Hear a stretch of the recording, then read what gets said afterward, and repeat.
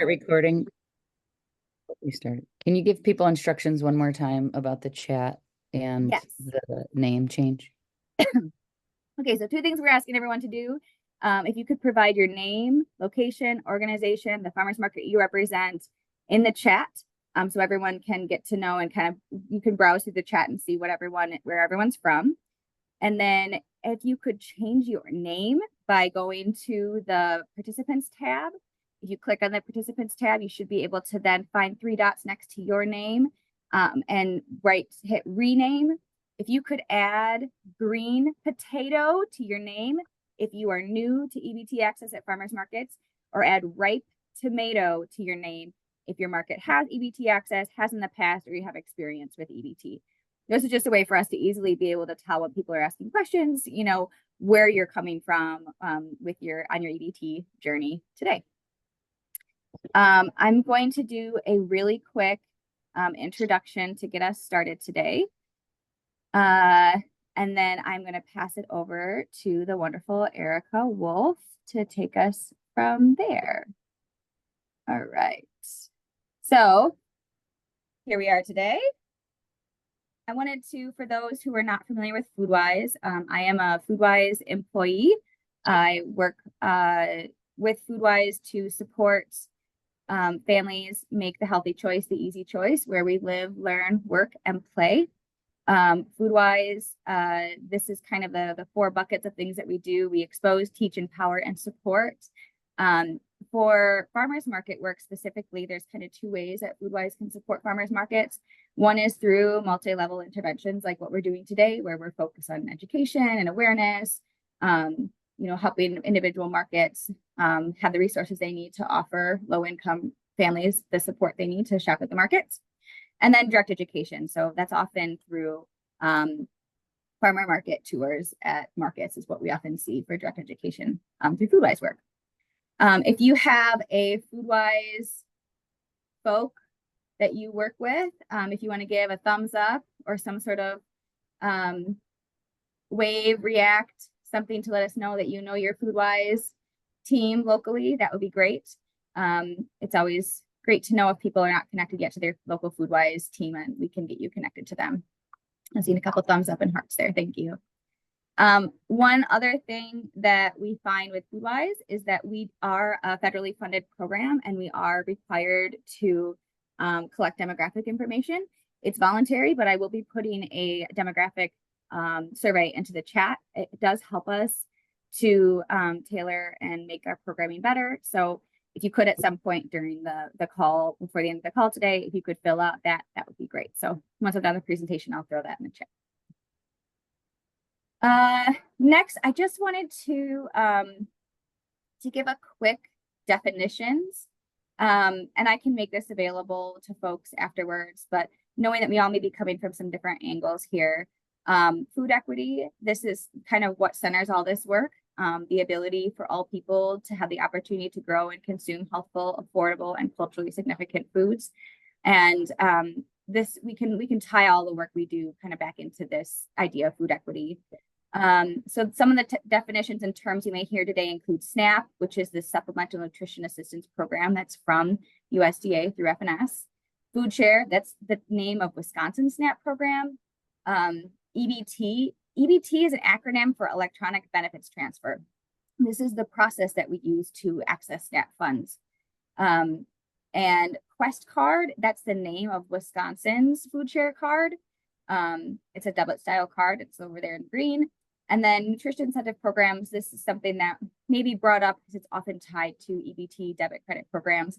This is the idea that you provide extra funds for customers to incentivize purchases made with SNAP dollars. It's often called double up or double dollar programs. Last thing, I just wanted to kind of lean into the food equity for a moment.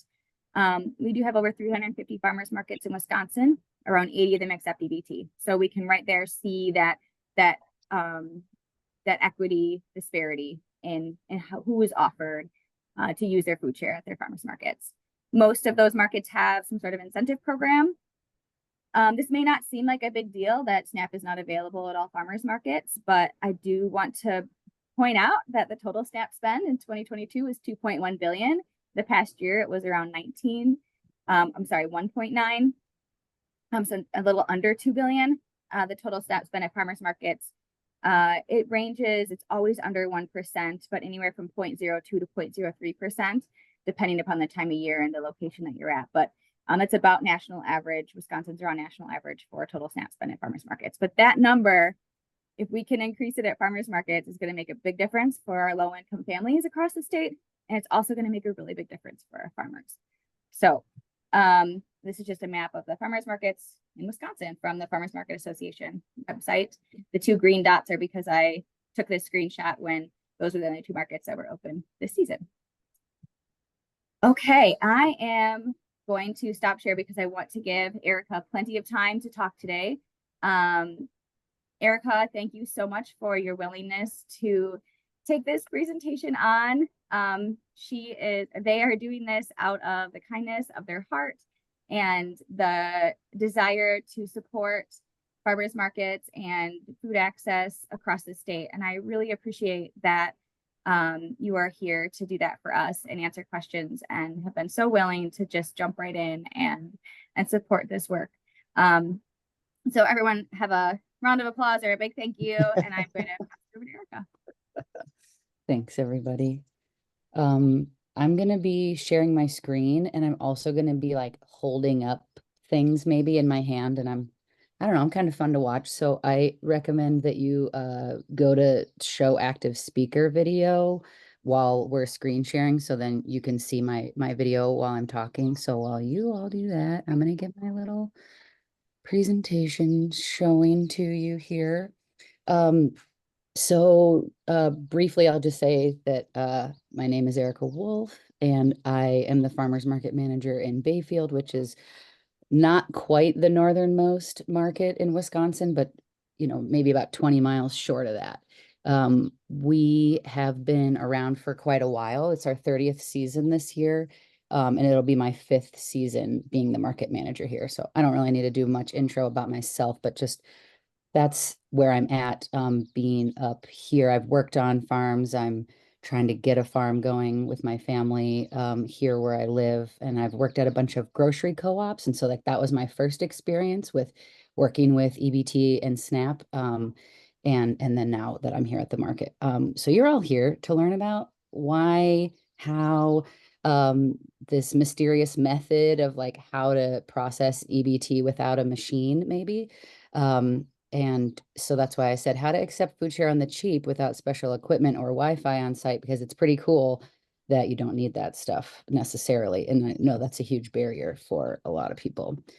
So we're going to go over a bunch of different things. I'm going to just kind of do a little background and getting folks acclimated to SNAP in general, just to make, because I see we got a good mix of different types of folks here. And then all of this is like my opinion, so I'm going to provide a few resources to go outside of what I'm sharing, but mostly I'm giving you, what I would say are the requirements, and some tips and tricks, and some of our current practices. And then I'm going to try to leave about 15 minutes or so at the end for us to, for people to ask questions. If at any point you want to like write something in the chat, I'll ask Kelly to kind of help me notice those things. If you have a question that's a clarifying question, or push some kind of reaction button so that Kelly knows that you need some support. But please type in a question if you have a clarifying question as we go along. But trust me that it's going to all come back together by the time we get to the end. Okay, so here we go. So like I said, it's our 30th season here in Bayfield, and we're like a pretty scrappy old school market. We run 16 weeks a year, even when it's pouring rain. And, we use the USDA definition of agricultural as part of our eligibility for our market. So folks have to have 51% or more agricultural products to even sell at our market, that have to be grown and produced by the seller in our county or one county over. So we have pretty tight, food focused market that we run. We have had support from volunteers of the Lions Club for quite a number of years, and that's what actually got our EBT program going. And we have a sister market in Cornucopia. That one is the northernmost farmers market, I think, in the state. And so we used to have two different machines that worked, remote wirelessly to process folks' cards. But it was really expensive, as you can see here, $45 a month plus every transaction you're paying for. That's what it was at the time. And I don't, there's different prices now for all different types of machines. And I haven't gone through the process of getting initially authorized with the USDA. We inherited that from the Lions Club volunteers. And in addition to that, we have the relationship with the contractor that we have our equipment with as well. So I can't really speak to exactly how that all goes, but I'll give you some resources to look into that. So we had those machines, and the machine we used to have, they actually said was like outdated and not secure. So we had to mail it back to the company. And that's when we started using the paper vouchers program. And we aren't quite sure exactly what year that was, but it was at least 7 years ago, but it could be maybe as many as 10 that we've been doing it this way. As I noted here, we for a long time, we only had 5 SNAP transactions the year before I was the manager, and we only took $150. And last year, I've put a lot of effort into expanding that. And, we're like 10 times that amount now, with quite a few more transactions. So, but it's still not a lot, compared to a really large market in a different area. You might be looking at a much higher volume of transactions than we are. And the last thing I'll add is just that we created our own matching fund incentive program a couple of years ago. So in addition to like the $1,300 last year that came through, we also had, another $800 or $900 come through from that program. But overall, like this is really important to us, despite what you'll see as like administrative work to maintain it and volunteer or paid time of somebody at the market. Because like Kelly said, equity is so important to us, and that our neighbors are able to access the market and feel welcome at the market is really important to us. And also just, people have money to spend on food, and we're a food focused market. So it seems like a no brainer to help our farms get some of that state money, federal money to feed our neighbors. So if you're not familiar with how SNAP kind of works, I wanted to just lay out there's kind of layered transactions going on here. So, the point of sale kind of moment where the market is taking the customer's EBT card is just the first part of the process. So, if anytime you're at a retail store, you're providing your card, they swipe the card. In this case, with EBT, often we're providing the customer with some currency to spend at the market. So I don't know how easy this is to see, but we use these little wooden tokens that we've ordered. One's for $1 and one's for $5. And these are what we give to the customer to spend at the market after we've processed the card. So say they want $25 in tokens that that we charge their card $25. And here I have my cards because I'm probably going to show you some stuff on the card later. But and then we give them the currency for them to spend. So then the customer spends that market currency with the vendor. You could also create like a paper money, or you could do it a lot of different types of ways. I'm not going to get too much into the whole setting up SNAP, but I just want to spell all this out so that you know what you have to get yourself into if you're going to set this up. Um, so the customer goes and spends their tokens or whatever currency you use with the vendor, and now the market needs to make sure that the vendor ends up with cash instead of just a pile of little pieces of wood. So you have to have some kind of reimbursement process for getting the vendors who've accepted tokens the cash equivalency.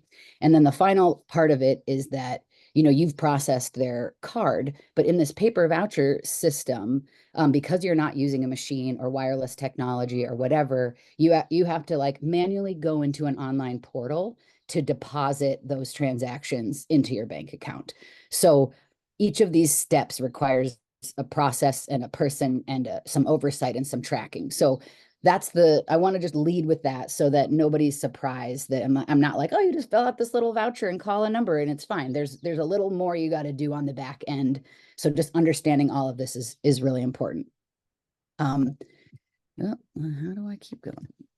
Okay, so here's what I would say is sort of the list of the stuff you got to do. You got to get authorized with the USDA to accept the Quest card, to accept folks' EBT cards.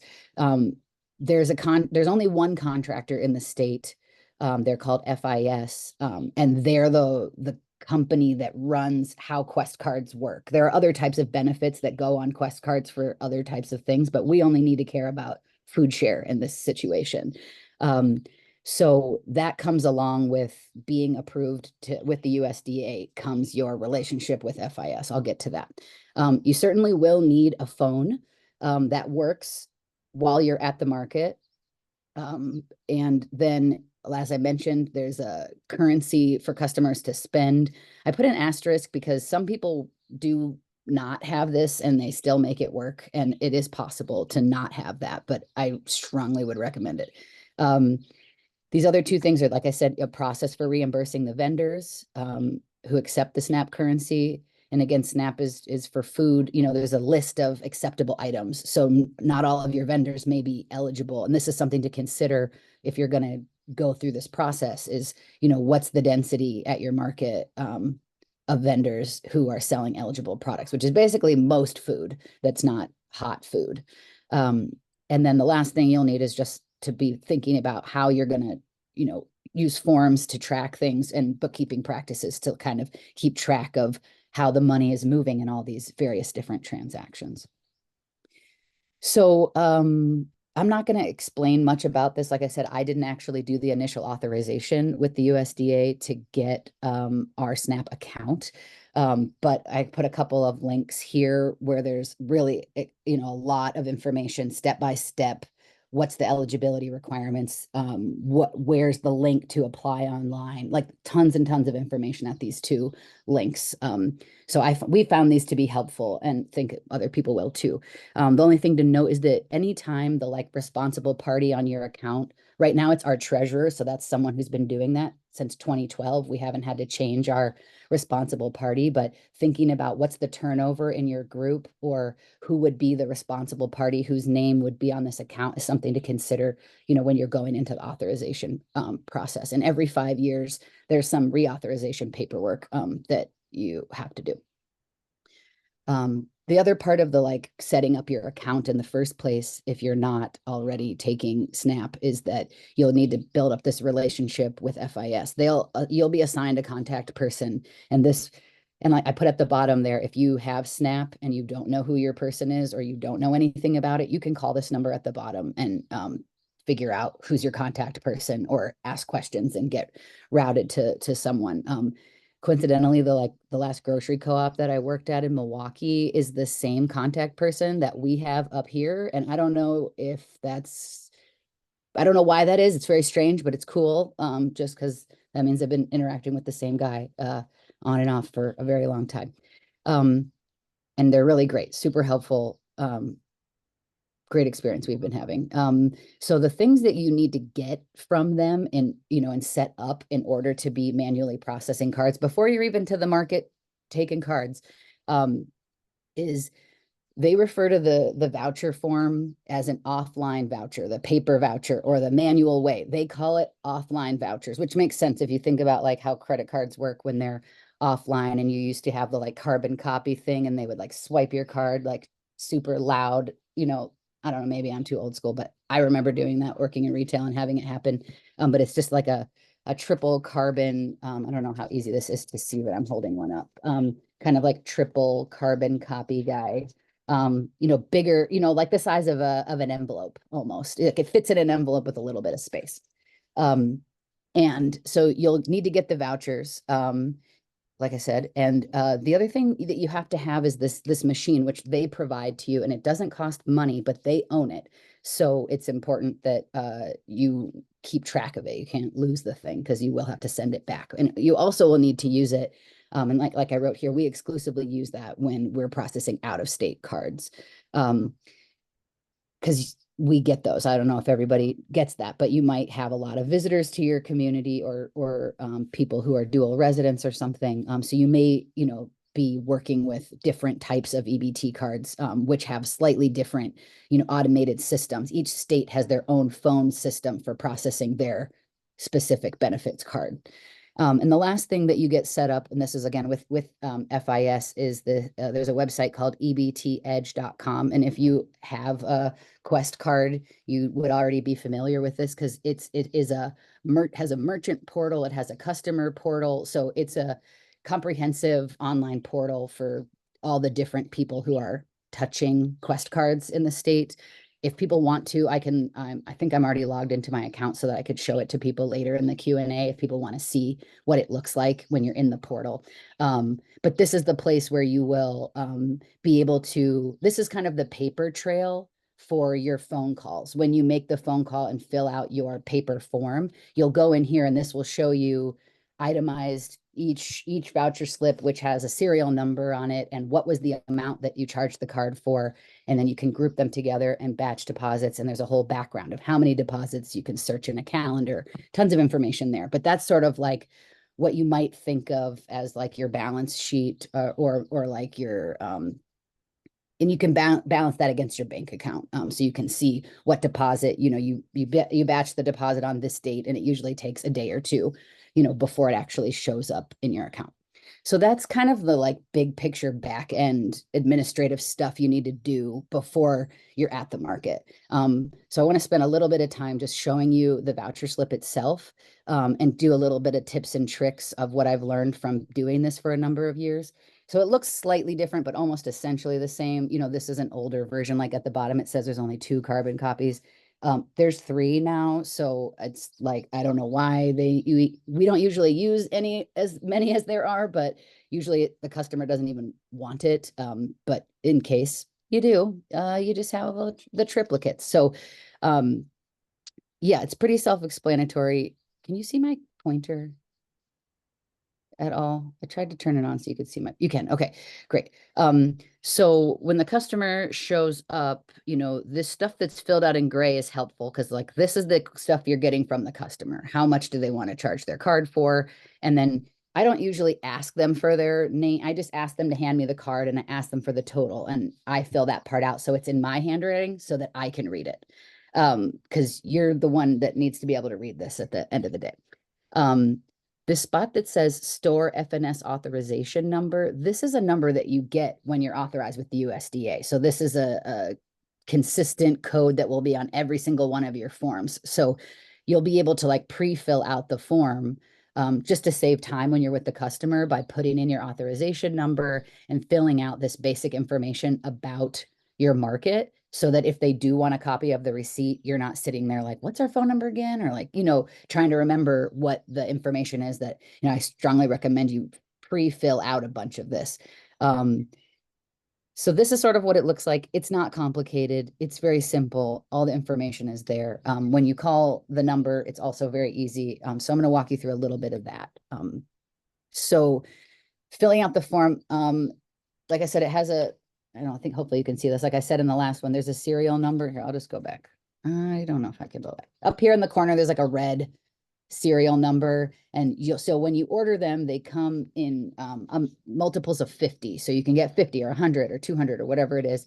And they're all in order. And it's helped us a lot to keep those in order and not like bring a stack of 50 because, at least for us, we're not doing 50 transactions a week. We might do 10 or 12 would be like, that's a lot in one day. So we usually just have an envelope where we just, it's a regular letter size envelope. We just have, the next 12 or 15 in the series, and we just restock that each week when we're doing our paperwork afterward. And like I said, pre-filling out stuff really helps a lot. Before you get on the phone, fill out whatever customer information because you're going to be writing things down and listening and pushing buttons on the phone. So you don't want to be trying to fill out the form while you're listening and trying to follow the prompts. So do what you can, do as much as you can before you start calling. And it's really important. Like, so I don't know if you can see really well, but on my card, you can kind of see the numbers are starting to get rubbed off a little bit, or like the name's a little hard to read. And you have to have a complete 16-digit number that you can read in order to process the card. So right away, if they hand you the card and you can't really read it, you have to let them know, like, I can't run this unless you actually know your account number. And some people will be like, I have it written down, or I can, look it up or whatever, and they will. And most people will know, because if they use it a lot, then they know. They probably use it at their home market, or they use it somewhere else where they've had to deal with that. So that's really important. And just like when you're, think about working in retail, like, you don't give the customer back their card until the whole transaction is over. So they give it to you where you're writing down their account number and their name, and you're just going to hold on to that. And while you're filling out your voucher slip until you're finished. So on the back of the card at the very top, is this legible at all? I don't know. Can you see it? It says retailer assistance right up here in this You corner. can turn off the like fade background on your, Oh, that might make it so we can see it. okay, but how do I do that from where I am? I'm gonna keep going, and then I'll show you it afterward. But it's right at the top above the swipe strip, the magnetic strip. It says retailer assistance, and there's a phone number there. Because there's a big number on the back that says customer service. You're not a customer, you're a retailer. So you're not calling customer service, you're a retailer. You're gonna, and every card from any state is gonna have both numbers on the card. So far in my experience, they all have it. I've had one time where I had to like go on the internet and try to search down a number. But it's there. So you'll be able to find the number even if it's from out of state. I highly recommend, like with out of state transactions, because you're going to have to use your other machine. Some states, all you're going to do is like check that they have a balance. The automated prompts will let you know that you can check for a balance. And if they have a balance, then you can go ahead and process, fill out your voucher form and give them the tokens. And then later on with your machine, you will actually process the card and get that money deposited into your account. I strongly recommend that you mute your phone and put it on speakerphone. It is highly sensitive to sound. So if somebody walks by and you say hi while you're in the middle of it, it'll be like, I'm sorry, I didn't understand that. Or it'll just like say, oh, we have a problem, got to start over, and kick you out. I've had so many issues with or the customers trying to like ask me a question while I'm doing the prompt. So I also put it on speaker so that they understand I'm not just like doing something on my phone. I'm actively doing their transaction. And I'm going to show you what the prompts are in a second, but essentially when you're muted and they ask you a bunch of like confirming yes or no type questions, and 1 is for yes and 2 is for no. So you can answer those questions without taking yourself off of mute. The biggest advice I have is just to like be patient, because there's several prompts and you'll get to know the Wisconsin lady voice very well. You will have it memorized. You'll feel like you're just like in a play and you're performing a script, and it's kind of fun, or it's really annoying depending on how you're feeling in the day. But sometimes there's just glitches where you type in their number and you're almost to the end, and then they're like, we're sorry, we're having problems, and it just kicks you out and you just start over again. And it sucks because you feel a little embarrassed that it's taking a long time, or like you're a putz because you typed something in wrong and now the only way to really fix it is to hang up and start over. But like, whatever, man, just the customer know that you're gonna do it by phone, and it's just gonna take a couple minutes. And usually people are with their friend and they're having a nice time at the farmer's market and they don't care. And if people are really in a hurry and they can't wait, then it's just, that's too bad. It's unfortunate. And now they know for next time. Um, at the end of the call, after you say the amount and all these things, it gives you an approval number. And there's a box specifically for the approval number that says transaction date and time next to it. So you'll fill that out at the very end. And then there's a signature line. So that's when I hand the customer back, like I'm like, think of yourself like you're the cashier and you're like putting down the pen and like, sign this for me, and here's your card. And then if you're using a market currency, that's when you also give them whatever the amount of currency is that they paid for. So I just so you could see it for fun. These are what the call prompts are. So I didn't even count them. 1, 2, 3, 4, 5, 6, 7, 8, 9, 10, 11, 11. There's 11 or 12 things here that you're going to need to pay. Like I said, it takes a few minutes. Things to note on here is like, they'll ask you, is it a purchase or a return? Which sounds a little confusing when you're like, what button do I push? But 1 is for purchase and 2 is for return. And then, but they're like, what's your FNS number? We said that, is that right? So there's a lot of like, is that right kind of stuff going on. Like we all know about doing phone calls with automated systems. Yeah, and then you'll get to the end, like I said, write the approval number in the approval number box, and you're done filling out the form.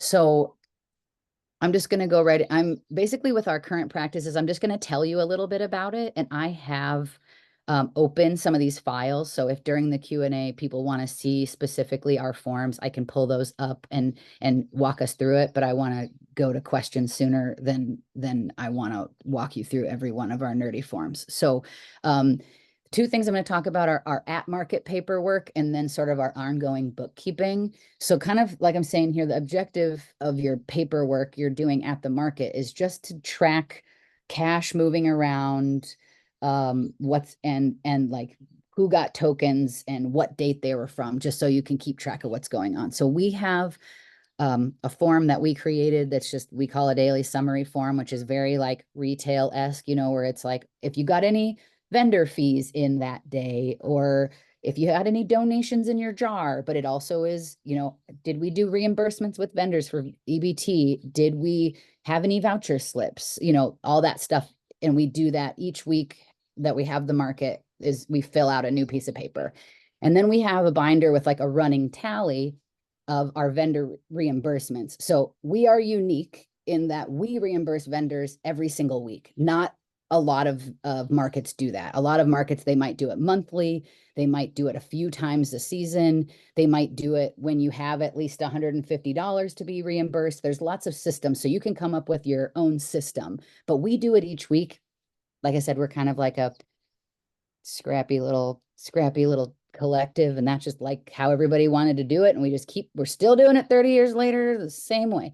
So I just have my little binder with my form in it, and I just walk down the line of vendors and I ask them what they have for tokens, and I write that down on the form. They initial it, I give them the money, I take the tokens, I go to the next booth, and I do that every week at the in the last 10 minutes of the market or something, before everybody's like packing up.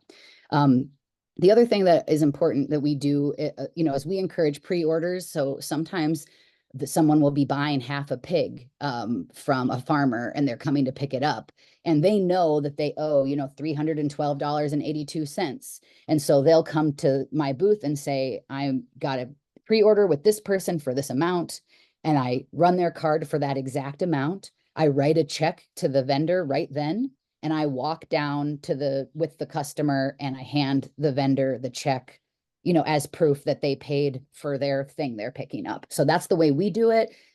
Lots of different ways to do it. And then the last thing I'll say about what our kind of like day of stuff is that after the market, when I'm filling out and doing the tallies of what cash moved around and what deposit I'm going to make and all of that, I go right there onto EBT Edge, into my merchant portal, and I batch those vouchers into a deposit, because you have to do it within 2 weeks. It says clearly on the voucher that you need to clear them within 15 days. But we found if you wait, you're like, was that last week? Or, so we just do it as part of just finishing the day's paperwork, so that we're not missing any of those deposits. Because it would suck if you reimbursed vendors for money that you didn't get paid for in the end. So as far as our ongoing bookkeeping practices, the kind of our goal with this is like, we're keeping track of like, how many customers do we have in a year, and also matching the funds that we have in the bank and keeping track of any outstanding tokens. So we don't have an expiration date of any kind on any of our food assistance program stuff. So we're keeping a track of, so say somebody runs their card for $25, they might only spend $15 that week, or someone's told me like, I know I dropped a couple of those down my like vent, or my kid did, or what. So it's like, those are never going to get spent, but we don't know if they're going to come back or not. So we make sure that we're holding money in our account that will can be reimbursed to vendors so that we can honor those tokens. If somebody comes back to visit 5 years later and they found some tokens in the bottom of their bag, like we're still going to take it. So we want to like keep track of the tokens that we're giving out. And then we're also keeping track of just matching our deposits with our reimbursements so that we know where the money all even is. So, and because we have our own incentive program, we actually like track those funds separately from our general funds so that we know like, oh, if we only have $300 in the fund to give out to our neighbors to spend, that we're not going to give out more than $300 in those bonus bucks tokens. And then now we're paying for that program out of our, operating expenses instead of out of the fundraising for that fund. So, that's kind of I just wanted to like do a quick and dirty. That's all of our stuff. That's kind of like how we do everything. So I guess I'm going to just kind of abruptly stop there, with just leaving you with my like piece of advice, which is just like, I think this is a really rad way to do this. I think it is like very user friendly as long as you have a detail oriented group and you need some backup. You need a treasurer or two. You need a volunteer or two. Because if you're not there, somebody needs to know how to do this because it's not as simple as swipe the card, give them the receipt, hand them the tokens. There's a few more steps with doing it this way. And I'm sure people have hybrid systems where they do more advanced digital bookkeeping that we don't do, to make it simpler. So I'm sure some of you probably have plenty that you could teach me, but I think that, whatever people can do to, we're the only market in like multiple counties in our northwestern Wisconsin that take EBT. And I'd love to see that expand. So however we can help, we're available, but I think mostly like Kelly pointed out at the beginning, there's so much money that our neighbors and community members have access to spend money. And like, we're here to like be an income stream for local farmers and people that are producing in our communities. So it's like, it only helps everybody to get involved in this project. And so, I'm happy to, take questions and be available and try to make more materials for folks and spread the word. Because I just think this is a huge way to like make our communities healthier and safer and more inclusive. So thanks for your attention for my babbling for a while. And now we got 15 minutes to do other stuff.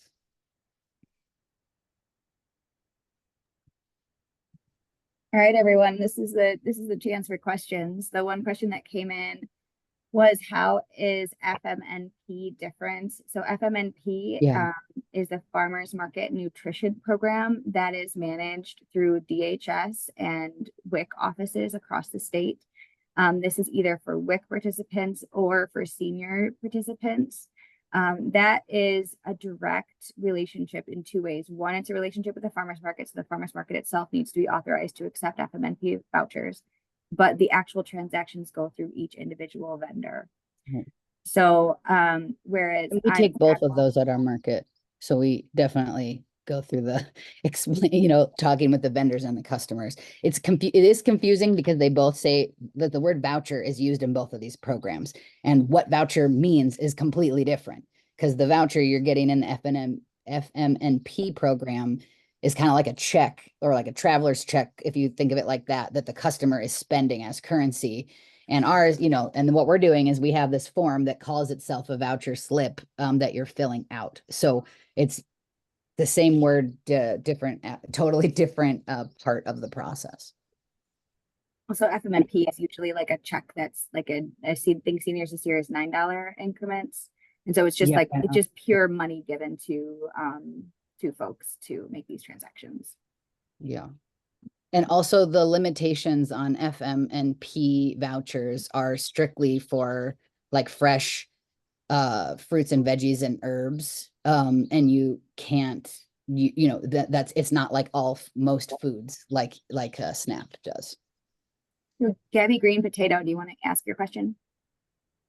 Yes, so I'm very new to this space, and so I don't know if I might have missed something in the presentation, but I was curious as to how the supermarkets were able, like the incentive for the supermarkets to be involved. Is it really difficult to get the supermarkets involved to give pay, clients like the tokens, or is it pretty easy to manage that relationship? With getting the tokens. Yeah, I mean, my understanding was like the supermarkets would administer the tokens for the SNAP slash EBT, or unless I misinterpreted that. Yeah, I'll try to explain it. Maybe I didn't explain it well. So each market or market system has their own sort of in-market currency. So some people use like something that looks like a gift certificate, but a lot of people use now, maybe I turn my screen differently.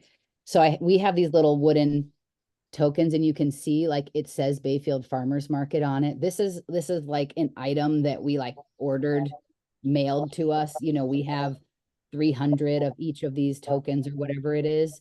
So this is just like our own item that we keep track of as a part of the farmers market. So we are the ones that have the authorization with USDA to process the card, and we're going through all the different transactions between the customer and the vendor, and with the USDA. And then we also have the tokens that we work with the customers. So yes, farmers or supermarkets have their own separate accounts, but you'll have your own unique account, and your market will operate all of these different parts of accepting cards and getting the money moved between the customers and the vendors.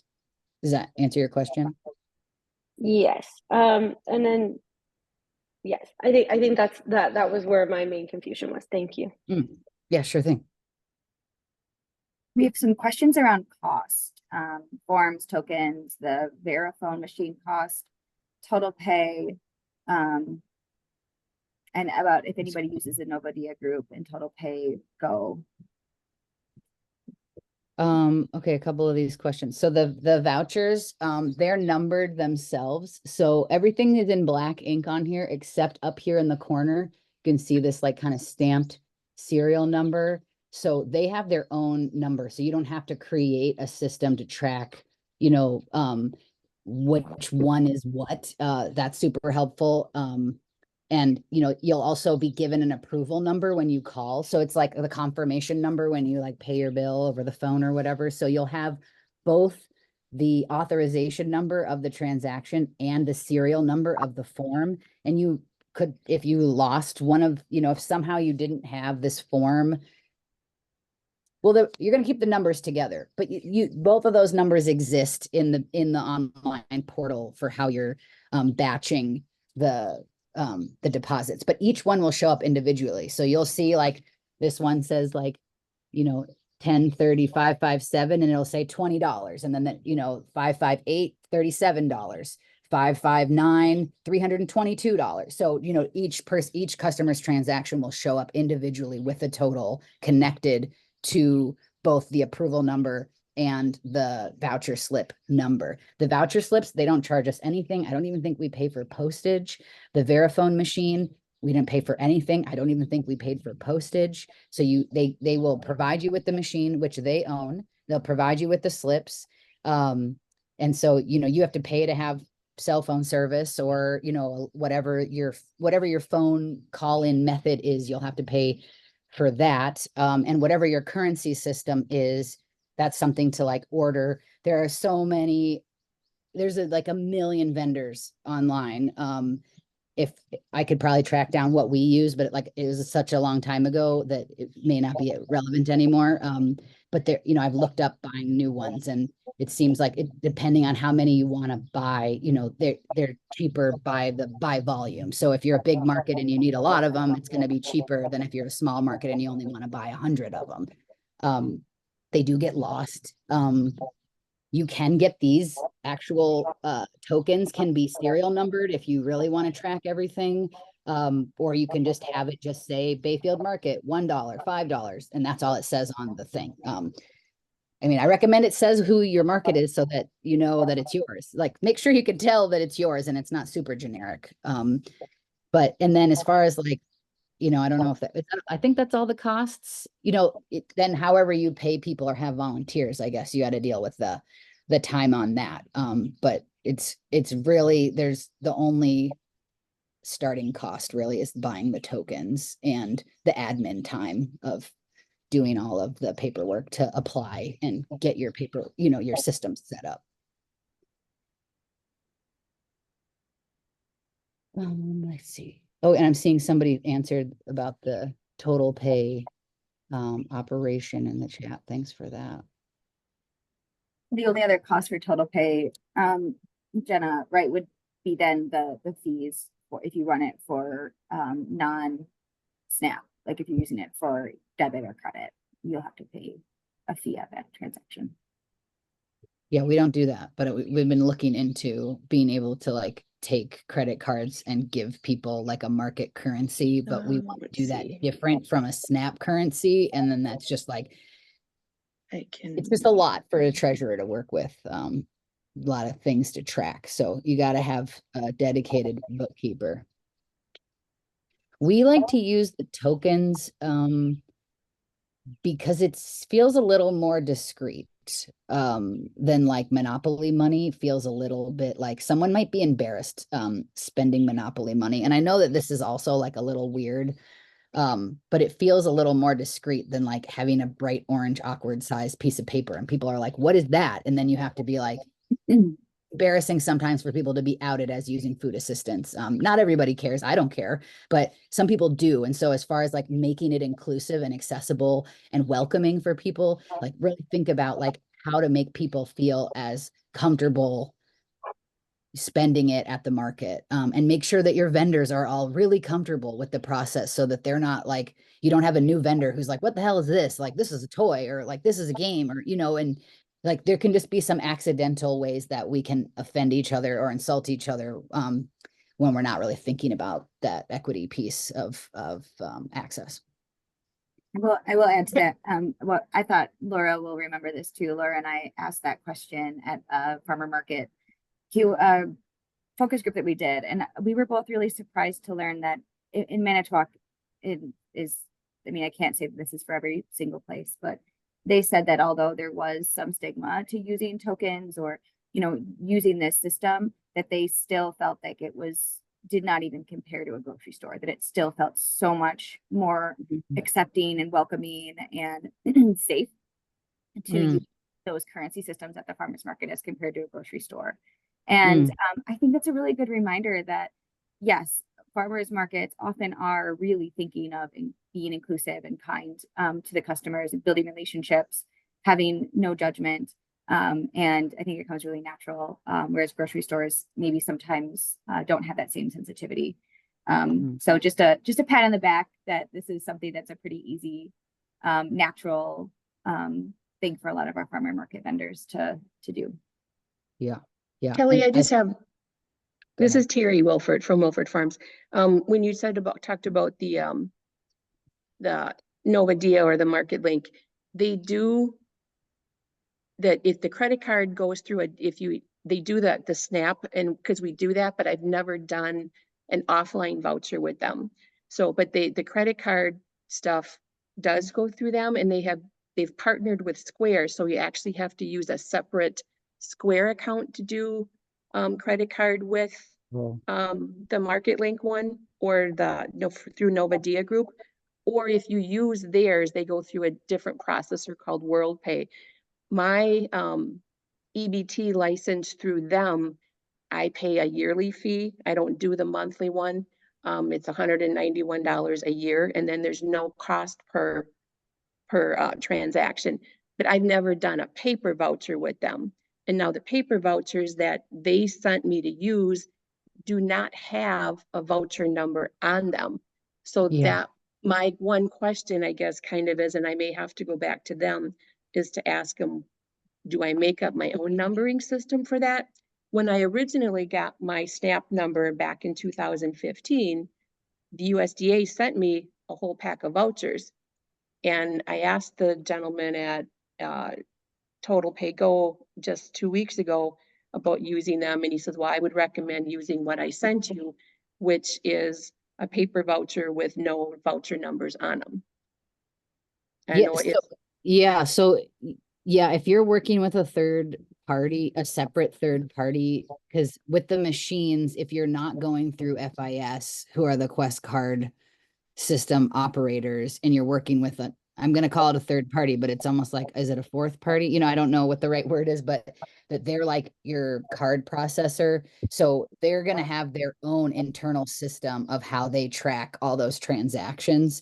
So sometimes those portals, even if you use a paper, if they give you some kind of paper way to do it, you're going to eventually get that input into your system, and it's going to feed into the same tracking method that your digital transactions are coming through. But I can't really speak to any of those because we don't use those. And this system is specific, like the way we're doing it is just like keeping it as the only party involved other than us and the customer, and Right. the vendor is FIS. Yeah. Right, and I know Platteville said that they used, she answered my question and said they use Total Paygo. So that would, I mean, and I, on the app on my iPad, I can clear the voucher on there. I'm just, you know, I've never done an offline voucher because I've always had access to the iPad and being able to swipe the card and run the transaction right through there.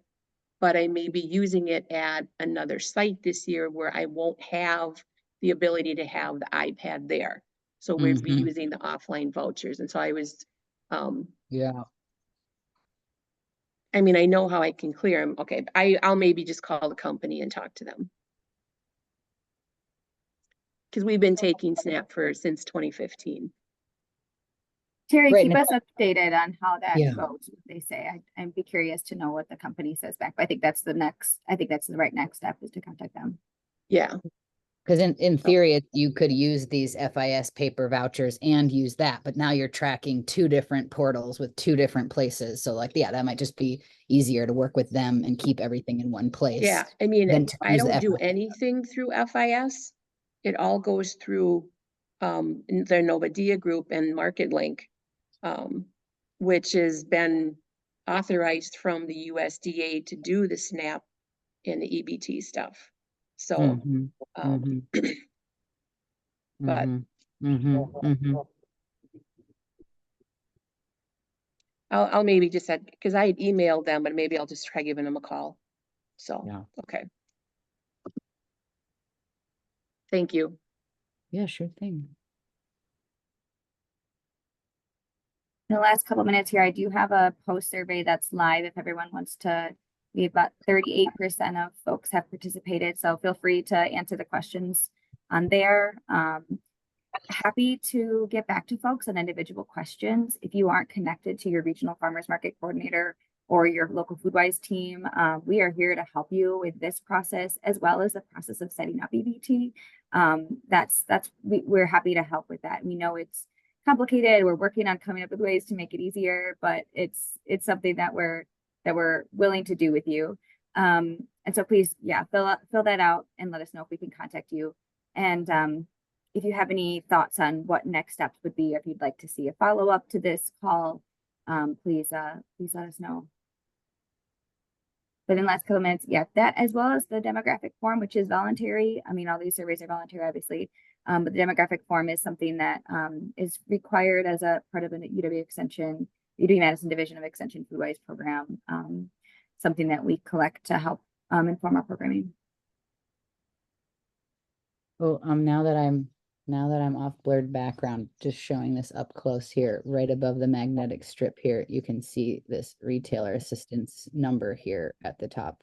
We also just like keep some like printed instructions in the envelope with our voucher slip so that it's just there and that phone number is just written real big.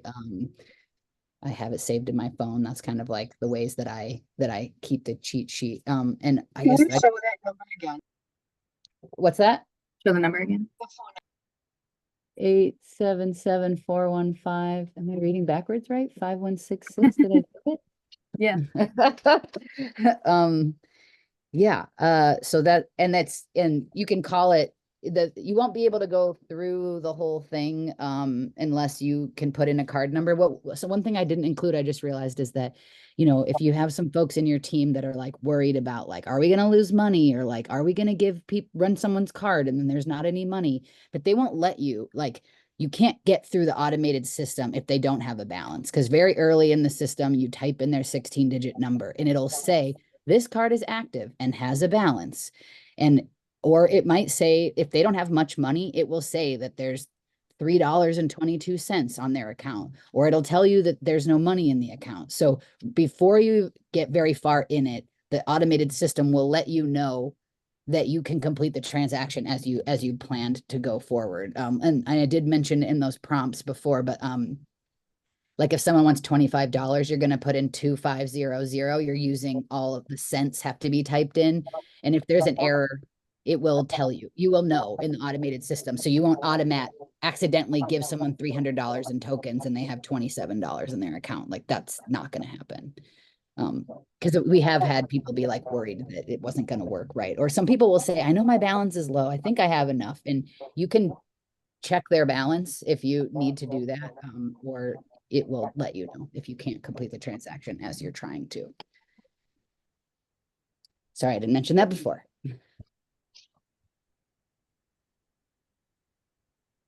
I'm going to give Kelly my presentation as well. So if folks just want to have all that stuff written down, Yeah, we'll share all this out. I'm just sharing this, doesn't have any of the personal information, but you should be able to see kind of the responses that everyone shared here. We did get we moved from not very confident to more confident on some of our things. So happy to, and nobody said they don't know anything about SNAP EBT anymore. So that's good. We got somewhere, folks. I appreciate it. Please do reach out to me if you want to be connected to someone else, and however we can help you. And Erika, thank you so much for this presentation today. We had a lot of people who wanted to have it recorded, so it has been recorded. We will share that out as well. So looking forward to seeing how many more markets we can get to accept SNAP EBT. Let's do it. Yeah. Thanks everybody for coming, and looking forward to the next episode. Great. Amber, we'll be in touch. Oh, sorry. The quiz was gone before she could finish. All right, I'm going to stop recording.